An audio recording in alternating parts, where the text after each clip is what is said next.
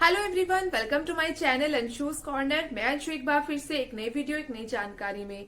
Guys, आज की इस वीडियो में मैं बात करने वाली हूँ एएनएम कोर्स के बारे में। एएनएम कोर्स क्या होता है, इसे कौन कौन स्टूडेंट्स कर सकते हैं, एएनएम आप कहाँ से कर सकते हैं, इस कोर्स को करने के बाद आपकी जॉब कहाँ लगती है, तो सारी इन्फॉर्मेशन एएनएम से जुड़ी हुई इस वीडियो में मैं आप सभी के साथ शेयर करने वाली हूँ। तो वीडियो को एंड तक पूरा देखें। तो गाइस, सबसे पहले हम बात करते हैं कि एएनएम होता क्या है। तो एएनएम एक कोर्स होता है जो कि नर्सिंग का कोर्स होता है और एक डिप्लोमा कोर्स होता है। एएनएम की फुल फॉर्म की बात करें तो ऑक्सिलरी नर्सिंग मिडवाइफरी, ये एएनएम की फुल फॉर्म होती है। अगर आप फीमेल हैं और आप चाहते हैं कि आप नर्सिंग का कोई डिप्लोमा कोर्स करें तो आप एएनएम कर सकते हैं। इस कोर्स की ड्यूरेशन की बात करें तो ये 2 साल का कोर्स होता है, प्लस इसमें 6 मंथ की इंटर्नशिप होती है, यानी 2 साल आप स्टडी करने के बाद 6 महीने की आप ट्रेनिंग करते हैं। ऑक्सिलरी नर्सिंग मिडवाइफरी यानी कि ये एएनएम जो डिप्लोमा कोर्स है, ये सिर्फ फीमेल स्टूडेंट्स ही कर सकती हैं।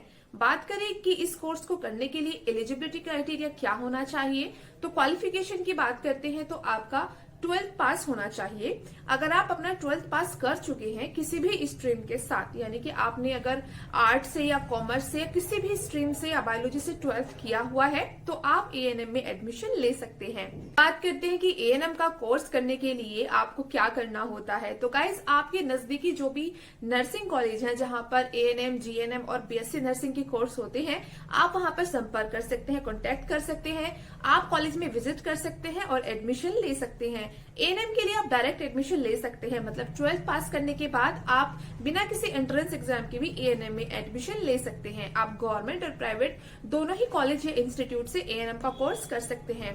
कुछ इंस्टीट्यूट में मेरिट बेस पे आपको एडमिशन मिल सकता है जहां पर लिमिटेड सीट्स होती हैं, और एएनएम की सपोज करो लिमिटेड सीट्स है तो आपके 12th के मार्क्स के हिसाब से आपको एडमिशन मिल जाता है। बट मोस्टली कॉलेज में आपको डायरेक्ट एडमिशन मिल जाता है अगर आप 12th पास हैं। कोर्स में आपको कम्युनिटी हेल्थ नर्सिंग के बारे में स्टडी कराई जाती है, न्यूट्रिशन के बारे में पढ़ाया जाता है, ह्यूमन बॉडी और जो ह्यूमन हाइजीन रहता है उसके बारे में स्टडी कराई जाती है, मेंटल हेल्थ के बारे में, प्राइमरी मेडिकल केयर के बारे में और फर्स्ट एड के बारे में जानकारी दी जाती है।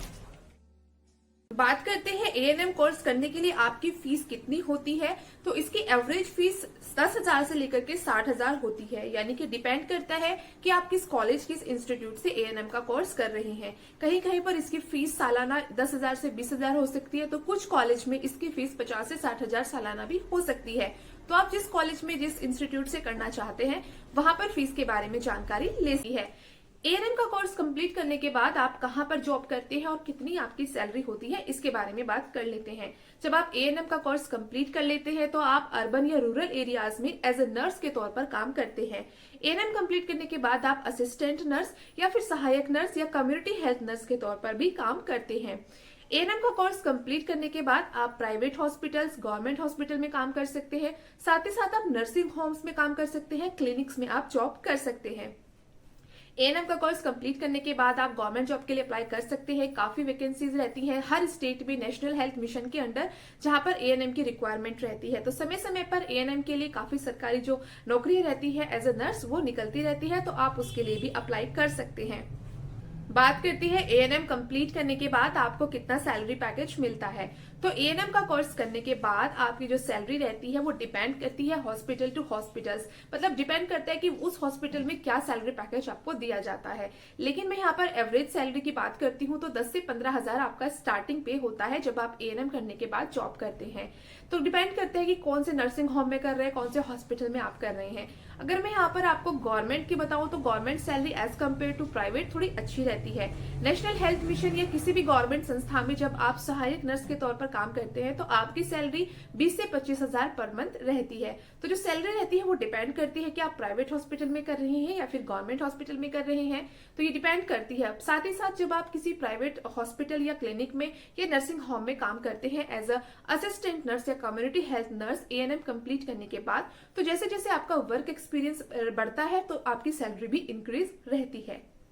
सो गाइस, अगर आप फीमेल है या आपकी फैमिली में कोई फीमेल है जो नर्स बनना चाहती है, जिन्होंने 12th पास कर लिया है, तो वो एएनएम का कोर्स कर सकते हैं। आई होप ये इन्फॉर्मेशन आपके लिए हेल्पफुल रही होगी। अगर आज की वीडियो आपके लिए हेल्पफुल रही हो तो इसे लाइक जरूर करें, शेयर कर दीजिए अपने फ्रेंड्स एंड फैमिली में जो कि एएनएम करना चाहते हैं या फिर नर्सिंग कोर्स करना चाहते हैं। अगर आप चाहते हैं कि एजुकेशन से जुड़ी हर इन्फॉर्मेशन, हर जानकारी आपको मिलती रहे, फिर वो चाहे कोर्स से रिलेटेड हो या जॉब से रिलेटेड हो, तो आप मेरे चैनल अंशुस कॉर्नर को सब्सक्राइब कर सकते हैं। सब्सक्राइब करने के साथ बेल की नोटिफिकेशन को जरूर क्लिक करें ताकि आपको मेरी वीडियोस के नोटिफिकेशन मिलते रहे। जल्दी मिलती है एक नई वीडियो, एक नई जानकारी में। Till then bye bye and take care.